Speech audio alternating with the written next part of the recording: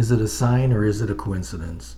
We've always believed that these signs and messages you get from Spirit are there to help move you along and help you to understand that things are meant to happen. Stay with us as we share with you what we consider the biggest sign ever. It's the biggest sign ever that we've received, and the power of forgiveness.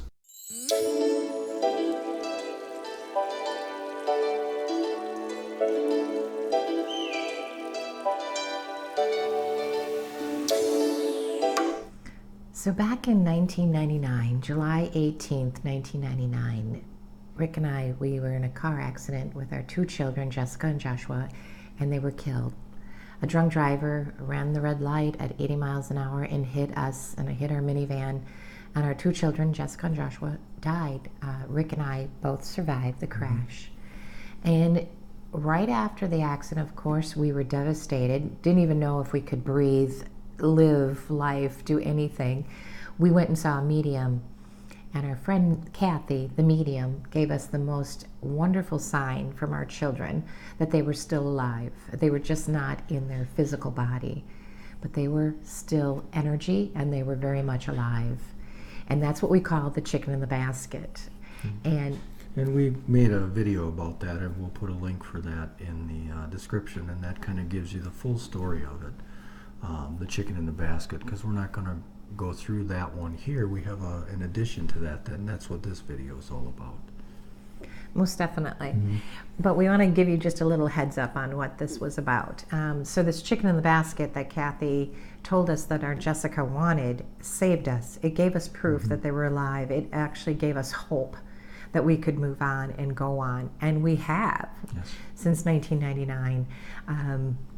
And just recently, we've got another amazing sign from our children as we were just getting ready for Christmas, really. It was December 3rd, and we received a letter from the parole officers. So the gentleman who killed our children, David, he went to jail. He was sentenced for 20 years, and he served 13. We did hear that when he was in jail, that he became a pastor. So really happy to hear that actually he changed his life for the better. So now it was kind of surprising on December 3rd when I received this letter. It said something that in his parole was going to be changed. Now our children are considered murdered. So that is one of the reasons we do receive all of this notifications if there ever is any changes in David's parole. So when I received the letter on this Saturday afternoon, it struck me interesting, because when I opened it and I read it, and I was like, kind of curious on what is changing. Again, I knew he was a pastor, heard he was in Iowa being a minister. So it was the first time I ever Googled him, and in this day and age, you'd think you'd Google him right away once, we have the internet going, and I never did. So I checked it out, and I was wondering, is he moving back to Dane County? What's changing on this? Why did we get this letter? Well, when I pulled him up, I saw that he was a minister, and he had been a minister for 5 years and 11 months to present. So it really kind of struck me as odd. So again, I was thinking about it, and I was thinking, this is interesting too. This letter is not causing me any triggers. No, sometimes in the past I'd rip them up and throw them in the garbage, but I had no angst, I was not upset. So as I was sitting there contemplating and looking at the videos, he's got several hundreds of videos of him doing Mass, it dawned on me the word soul contract, spiritual contract. And I was thinking, whoa, I totally believe in soul contracts. And was David part of this soul contract to send my children home, our children home? And then I kept thinking about it, and I kept feeling like light bulb moment, like, whoa, he chose to be the bad one to send the kids home so that he would go to jail and become a minister to help others. And I was like, oh, Rick, I didn't hear her. I had to tell Rick, I'm like, I think we should go forgive David. I thought if we would go and forgive him, think about the dense energies that would be released from him. Think about the sadness in his heart that he must have carried all of these years. So we decided to call him and forgive him.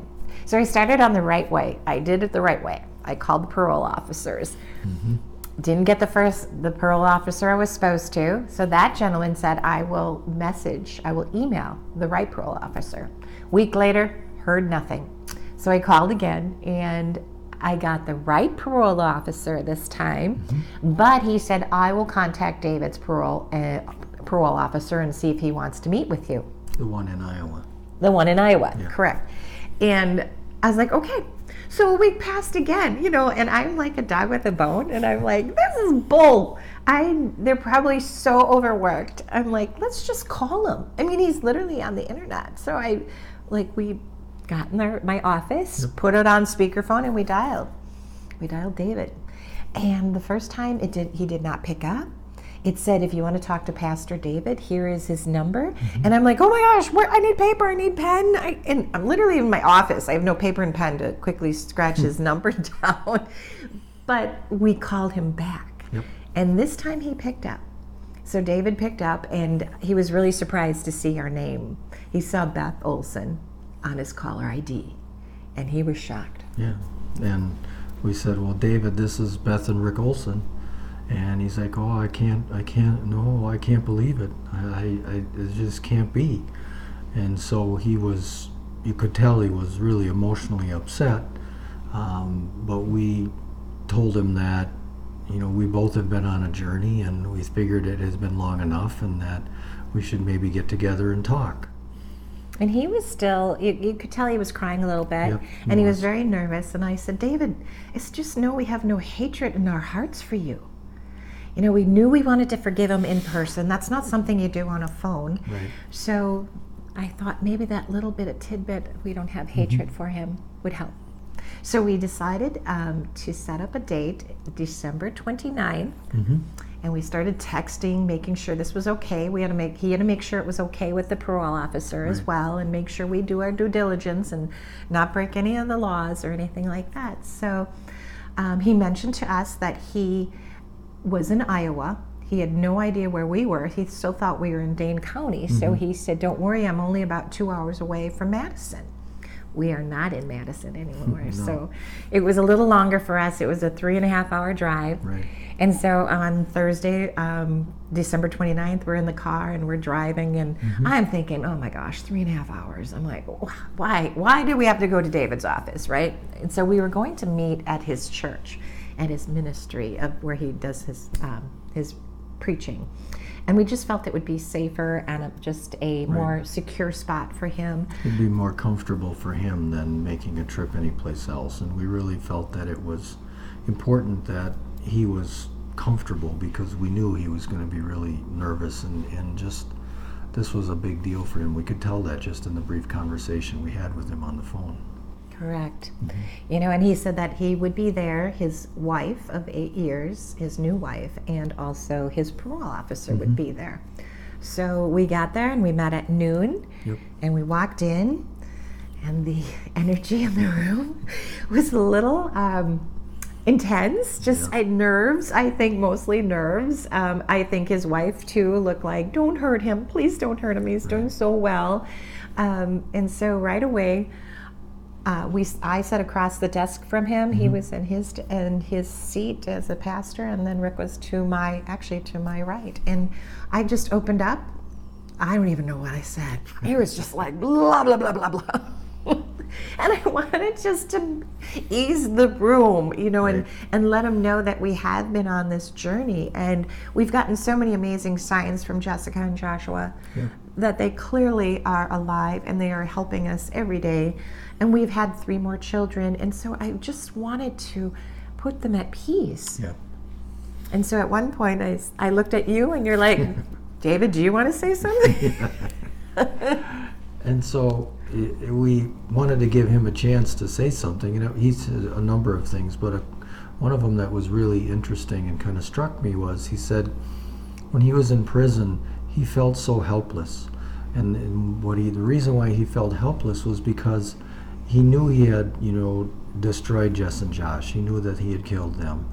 He knew that he had destroyed his own family, but he didn't know what he had done to us. He didn't know where we were at, and he was so afraid that he had also destroyed us as well. And because what we put in place as part of the sentencing was we didn't want him reaching out to us ever. Correct. So he never looked us up or did anything because he was being very careful not to break his parole. And so he was so fearful that he had destroyed us as well.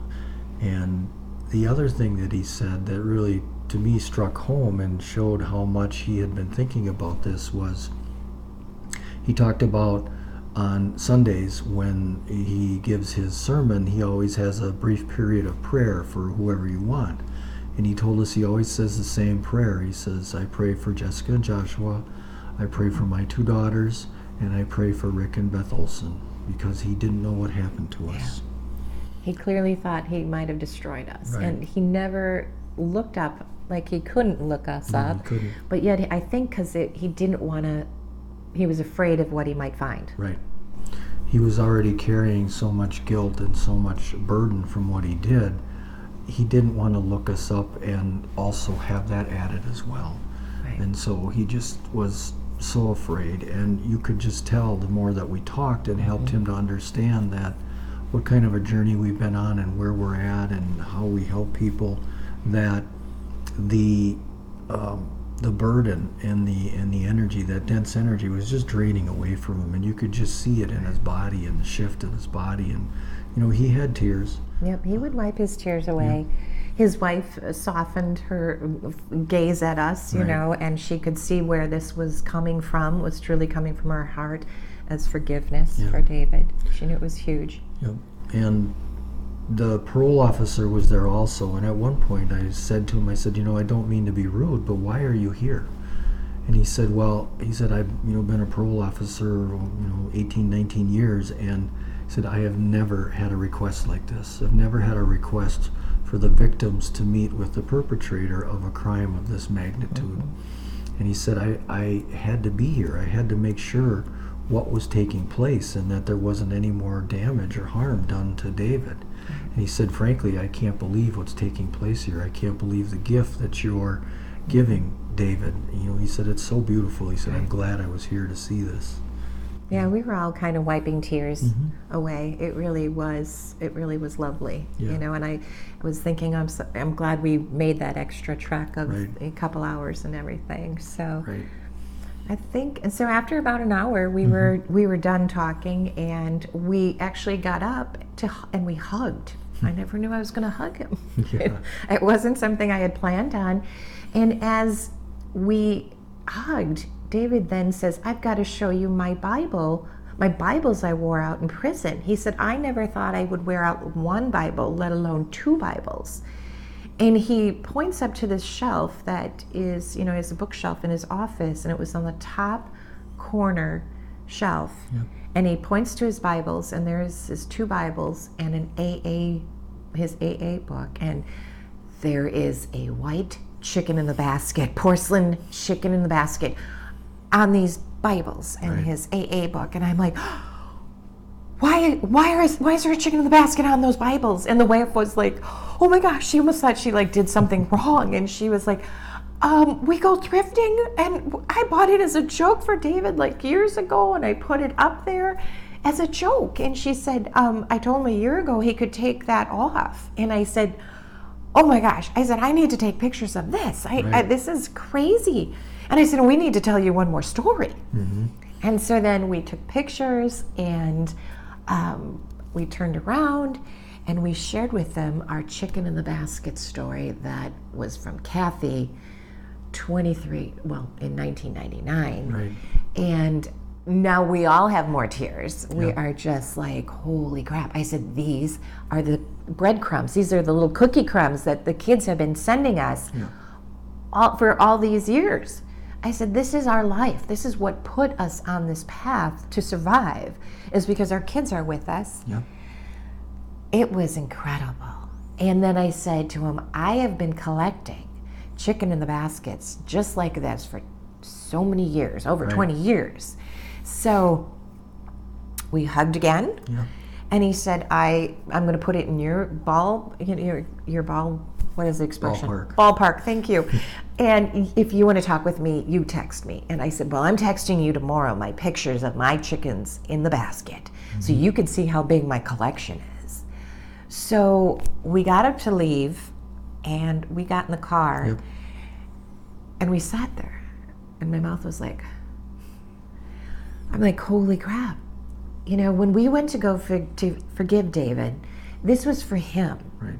Truly was for him. We weren't going to share this on social media because it's not something, we don't want people to not judge it. If they have to have, if their child was murdered, they may not ever want to forgive the person. Right. This was our journey. Right. This was our thoughts, and this was for David, because he is being a minister, he is helping others, but he is trying to help people, and Right. we thought he could help more people with getting rid of that hatred, not that hardness and dense energies in his heart. Right. And so we went there thinking this was just for him, and we weren't really expecting anything, and we get this sign from our kids. Again, they just pointed out saying, here we are, we're orchestrating this, we're behind this, we're helping move you along. And so you started calling people? On the way home, I started calling everybody, which was really neat because, so many years ago in 1989 when they died, I was driving in the ambulance taking Jessica there, and I was calling people to say that Jessica died and Joshua died. And so here I am on the way home. Right. And I'm calling everybody, and I'm calling my 3 kids and telling them about it, and we're all excited, and we're just like, oh my gosh, here's this huge sign. Right. And I love the way you explain it, is like, when our kids died, Jessica's chicken in the basket sign, Yep. it saved us. It truly saved us. And then David's Bibles and his AA book truly saved him. Right. And there's a chicken in the basket on them. And they're all together. You Yeah. know, the 2 Bibles and the chicken in the basket are all sitting together to see how all that wove together. And you have the key moment, the key factor in his life for what helped him to move forward, and the key factor for our life for what helped us to go forward. And they're literally sitting on top of each other. And it just shows how, this whole idea of things are meant to happen, and what kind of power Spirit has working from the other side to orchestrate all these things and put all of this together. And it just reinforces, our thoughts and beliefs and these signs that we get.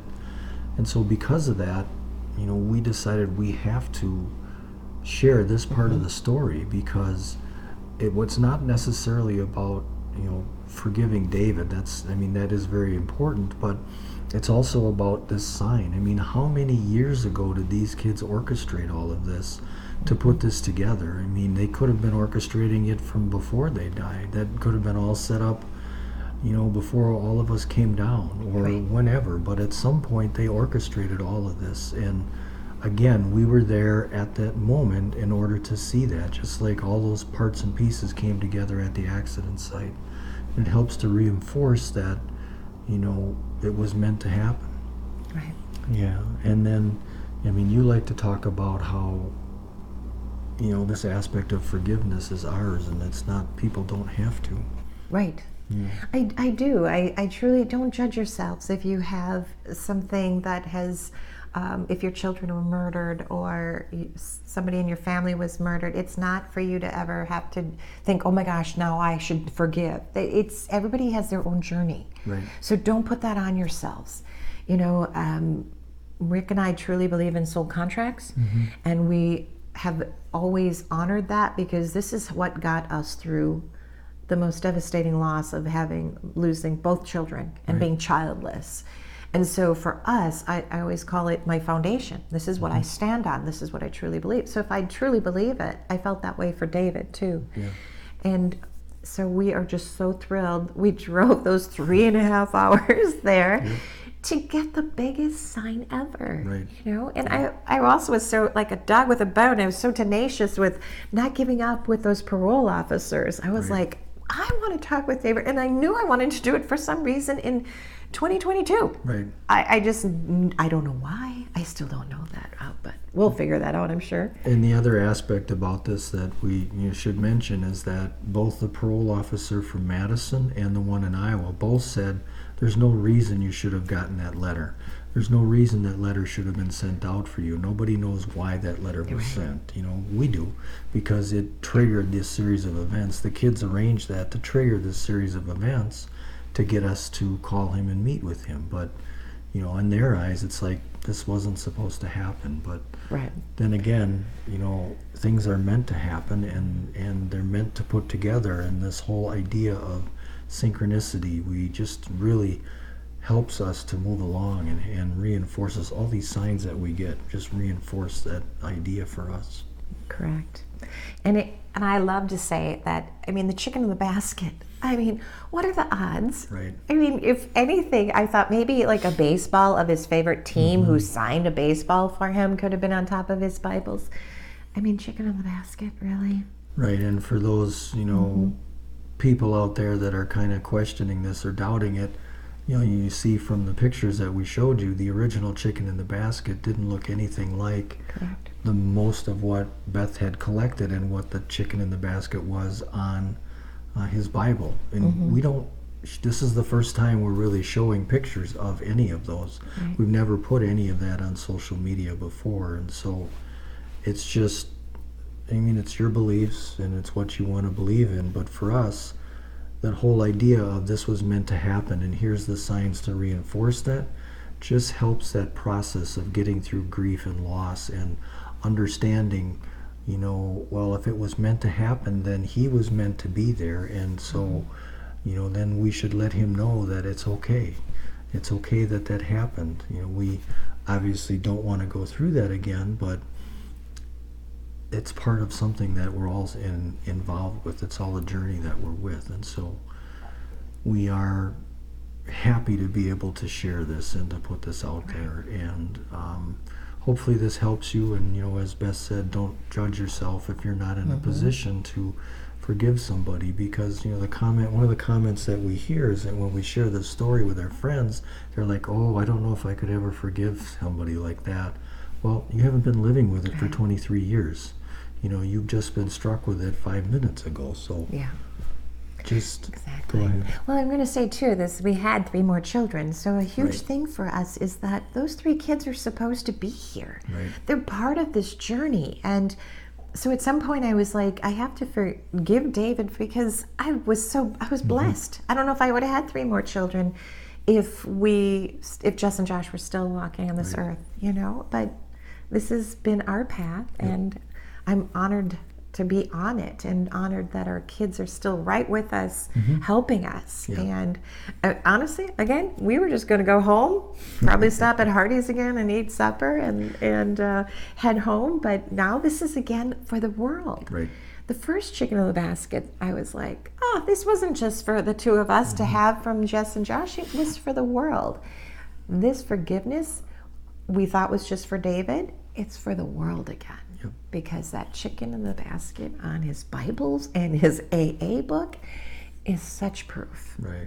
And yes, you're right. The only thing on our social media before meeting David to forgive him was a picture of our original chicken in the basket. My porcelain collection had morphed on its own.